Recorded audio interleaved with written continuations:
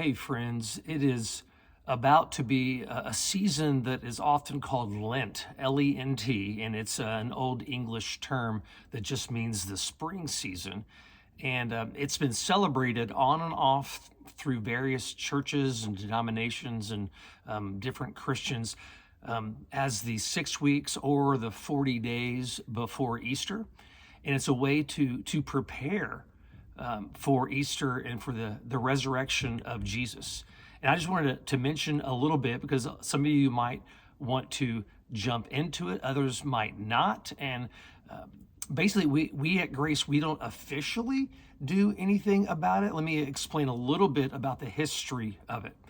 So Lent pretty much started early in the 4th century after the Council of Nicaea, which we get the Nicene Creed from. And there were a lot of converts coming into Christianity because Constantine declared it kind of the official religion of Rome. And so all these people are becoming Christians and they didn't really know what it meant. And so it started as 6 weeks or 40 days, which was symbolic of the 40 days in the wilderness of Jesus and of him being deprived of all these things. It was a time of prayer and fasting, but most especially, it was a time of discipleship. It was a time for them to learn what it meant to be a Christian. And then what would happen is they were preparing for their baptism and for Easter service. And so it was 40 days to get prepared for baptism and Easter. And what it has turned into is a lot different now. Different people do it different ways.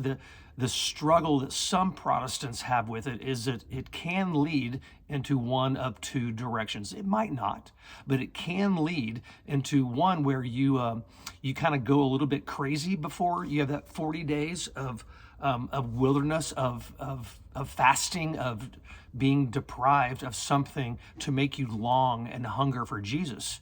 But what would happen is what's about to happen tomorrow is Fat Tuesday. That people will really, really live it up the day before Lent and the day after Lent. And so Lent wasn't really meaningful. It was more just a religious thing to do to garner God's favor.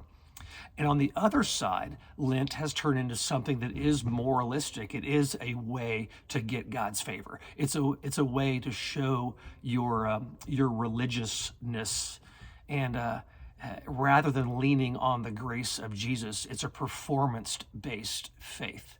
It doesn't have to be that way with a lot of folks, but that's generally why Protestants generally don't celebrate it, is because the reality is that the whole year is holy. And every Sunday that we gather with the sacraments of baptism and the Lord's Supper, those days are holy. And so we don't set aside a particular season that is designated towards that. And some people do. And it can be a really beautiful thing that if you want to personally go through a time of intentional prayer, preparing your hearts for the risen Lord, that's fantastic. And if you want to engage in quote unquote fasting, which might be fasting from social media, it might be fasting literally, like during a Lenten fast, you wouldn't eat before 3 p.m.